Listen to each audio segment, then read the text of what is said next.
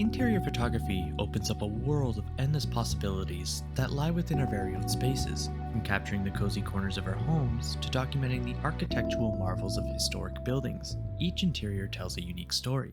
Hello everyone, and welcome to week 27 of the 52-week smartphone photography project. Our theme this week is interior photography. You'll be joining me as I leave the forest behind and explore the world of indoor spaces using a local shop and a home for my examples. In this video, we'll cover practical tips for mastering light, compositional techniques, and enhancing your photos using editing apps like Snapseed. With that being said, let's get started.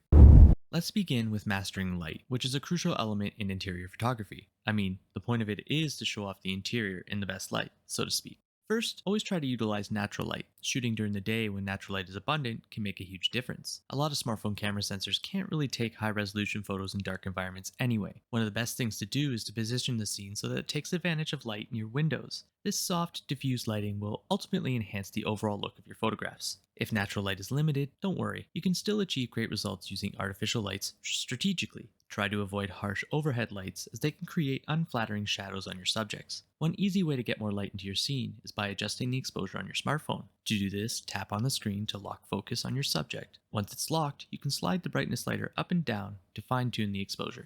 Next, let's dive into some essential compositional techniques to help elevate your interior photography. First up is the vertical panorama technique. You may remember this from week 5 panorama. This is the perfect tool for capturing tall interiors or large spaces. Hold your smartphone vertically and slowly pan upwards to capture the entire scene. This helps you include any awesome details that may be out of frame above where you're pointing. Another key technique is to use the rule of thirds. Most smartphones have a grid feature that divides the screen into 9 equal parts, with 2 horizontal and 2 vertical lines, so don't forget to activate it. Place key elements of your photo along these lines or at their intersections to create a more balanced and engaging composition. This simple trick can make a significant difference in the visual appeal of your photos. You'll also want to pay attention to leading lines. These are lines within the photo that guide the viewer's eyes towards the main subject. Furniture edges, architectural features, or even patterns on the floor can serve as leading lines. Utilizing them effectively adds depth and draws attention to the focal points in your image. The process doesn't stop now that you've taken the photos. Let's talk about touching up your interior photos using Snapseed, a powerful and user-friendly editing app available for both iOS and Android devices. The first step is usually to involve the Tune Image function. This tool allows you to adjust various settings like the brightness, contrast, saturation, and even the warmth of an image. For example, increasing the brightness of your image can illuminate those darker areas that your camera may not have been able to capture.